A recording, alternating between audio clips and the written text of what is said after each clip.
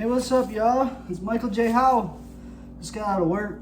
Been sitting here doing a little bit of homework, I guess, you know, just with my notepad, making some different diagrams of different things. But so before we can actually get into C to shining C, we need to understand what we're doing, what that is, how we connect that, and what it is it's the C major scale. And if you've ever seen that old school movie from the 80s or whatever, The Sound of Music, a lot of us 90s kids, we had that in school. I don't know if they still do that, but I recommend going and looking it up and checking it out, because it's got some really good information in it, and it's kind of a fun movie for kids or whatever, you know. But they had that doe, a deer, a female deer, you know, Ray, a drop of golden sun. I mean, it was a whole song that they had, and it was do, re, mi, fa, sol, la, ti, do. And that's a good way to get into it if you're a singer too. But I think the first thing we ought to do is talk about what's actually happening here. So first of all, I'm going to show you just how to start a C major scale on one string, and then I'll tell you what makes up a C major scale. So, you know, we've got our frets, we got that going on, we know about that. Each one of these frets, when you go from like this one up to the next one, that's like a half step. Okay, just remember that. Like one fret is a half step. That's enough for now. We'll talk about more of that later. But first of all, we're going to start here on our high C note here. On our B string, it's at the first fret. Now if you know your alphabet, right? Like A, B, C, D, E, F, and G. That's all you need to know of the alphabet. If you got those, you're good. If you made it that far in school, it'll work. So A, B, C, D, E, F, and G. Remember that. A to G. And it just starts over and loops. It just keeps repeating that. So A, B, C, D, E, F, G. A, B, C, D, E, F, G. And it just keeps going definitely that way. And it goes backwards too. But anyway, we're going to start right here on this first fret. And that's C. So if we get into our loop, check this out. We got C. We go up 2 half steps. Oh man, what does 2 halves make? Makes a whole, right? So we can just call that a whole step too. So we go from C, 2 halves makes a whole, so we're just going to go a whole step. C to D. It's also do, re. Then we go another whole step. Mi, do, re, mi. And a half step. Fa. Whole step. So, do, re, mi, fa, sol, la. That's another whole step. So we went whole step, half step, whole step, whole step. Do, re, mi, fa, sol, la, ti. That's another whole step. And then we go a half step. Do. Now we've gone from one lower one all the way up to another one.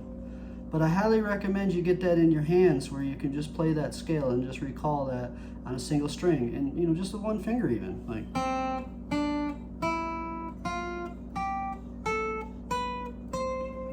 And with music, you always want to learn things frontwards and backwards, from top to bottom and back, you know, like, so then you go backwards, you go.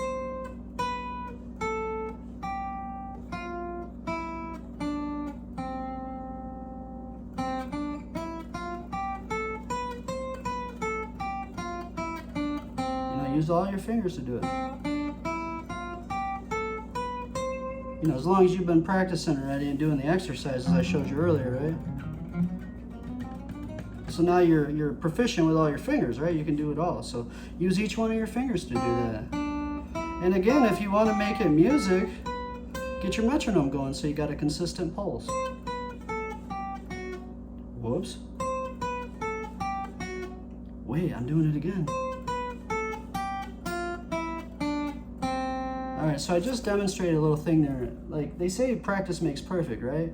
Well, that's not entirely true. You know, it's kind of more like perfect practice makes perfect.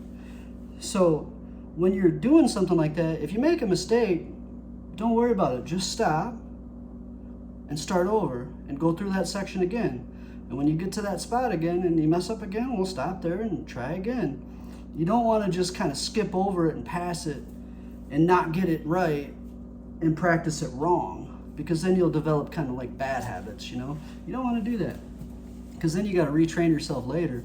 You know, there's a difference between performance and practice.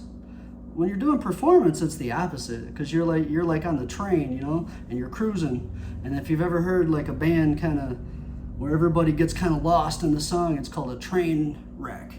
You know, they derailed the train. The idea is when you make mistakes in a performance situation, you just ignore it and push through and stay on the train, stay on the track, and just let it go, like, and forget about it. And in fact, the quicker you can get back to where the train is and get back on the track and stay, the better musician you really are. Everybody makes mistakes, like everybody screws up, you know. Like, it's just about how quickly you get back to where you're supposed to be and just ignore it and let it go. That's what separates the amateurs from the experienced guys usually, you know. So again, with practice, go until you make a mistake, then rework that little spot and then move on. Hope that helps somebody out there. But yeah, that's the one for today. So go ahead and get your, I'll have some diagrams, some figures to kind of show these things too, like frets and like the whole half thing. But for now, just try to get that in your head on one string. In the next video, we'll talk about those octave things and how we connect them.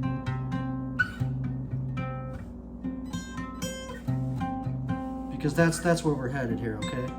We'll be able to play a C major scale in any position, starting from any note. That's our goal, right?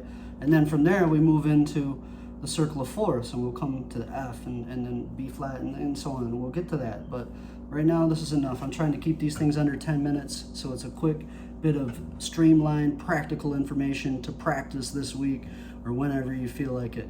And remember, the more like time you put into it and the more repetition, the more times you go over it, the quicker you'll get better.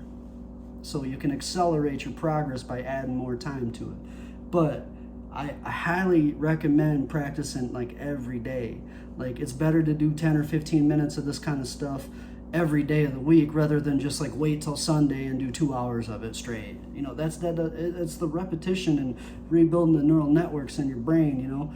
Like, you gotta keep hitting it over and over and over and over and over to get the muscle memory to where it just instantly recalls. That way, when somebody's jamming some chords, you just kind of know what to play. Like, and you gotta think about it too much. You can just be creative with it. It's like painting. You're making little art over the top of it, you know, like, because you're not thinking about where you're going. You're just letting it come from like your soul and the way that the rhythm moves you, and like you can feel it, you know, and like other people feel it too, you know. And then there's a whole element of the sound of how you know, the tone and things that you use and the effects and whatnot, and how that can, you know, ultimately you're just trying to move people. You're either moving them with melody or rhythm, or, you know, just lyric or just beauty. You know, just make beauty. Go make art. You guys can do this. Anybody can do it. Good luck. Mike out. This is episode 3, by the way. Cheers.